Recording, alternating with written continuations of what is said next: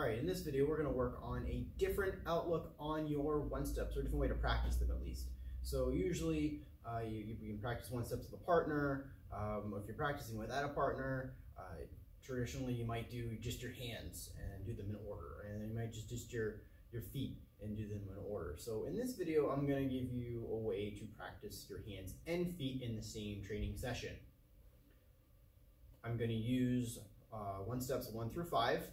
Your homework at the end of this video will be to show me your higher one-steps using the same type of method.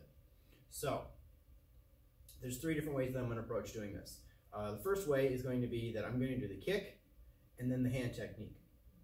I'm going to do 1 through 5 in that manner. And I'm going to show you how to do that.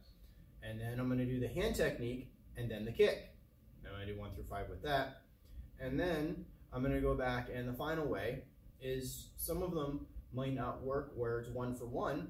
It might work where one kick works with a different number hand. So I'm going to show you kind of a couple examples of where I would do that. So let's start out. Chumbi. So I imagine I'm my partner. I'm going to do my kick with my hand technique first, or my kick technique and then my hand technique. So I'm going to start in fighter stance as I would for my kick techniques, and 1 for 1. So I'm going to do 1 kick and 1 hand. 1 kick, 1 hand. All right, so the next one, I'll take my fighter stance. I'm going to do 2 and 2, 2 kick and 2 hand. 2 kick, 2 hand. Next one, I'm going to take my fighter stance. I'm going to do 3 kick and 3 hand. Okay. Go back. I'm going to do 4 kick and 4 hand. And then I'm going to finish with 5 kick and 5 hand.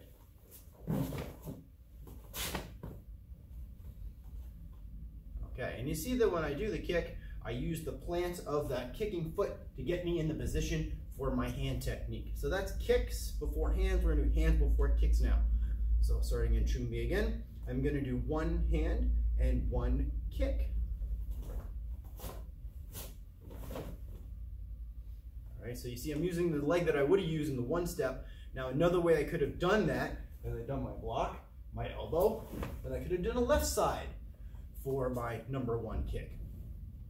All right, and I'll show you both of those as they work for this set as well. So I'm going to do 2 hand and 2 kick.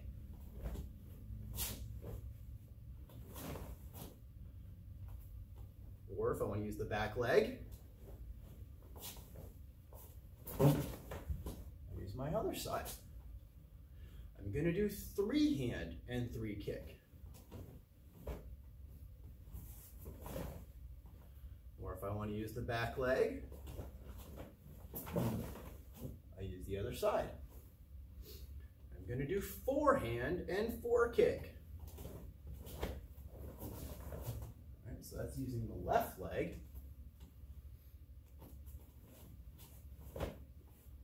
For here, I'm going to have to do a step through to do that. So the thing process, you might have to change it up a little bit if you want to use it the exact same way, or you might be forced to use the other side. So now we have 5 hand and 5 kick.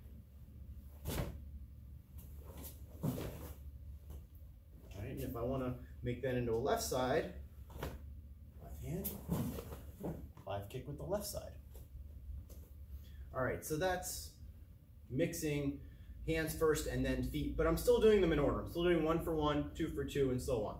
So the other way to go about doing this now is see which ones, and this is the biggest challenge, see which ones fit together when you're mixing them up. So the easiest way to start is within the first set, like within a set of 5. So I'm staying within 1 through 5. I'm going to mix one of the hands and 1 of the feet for that set. And then as you get better with this, you expand your palette. So if you know up to 20 techniques, you take 1 from your hands and 1 from your feet and see which ones start to fit really well. So this is a nice way to see how techniques fit together.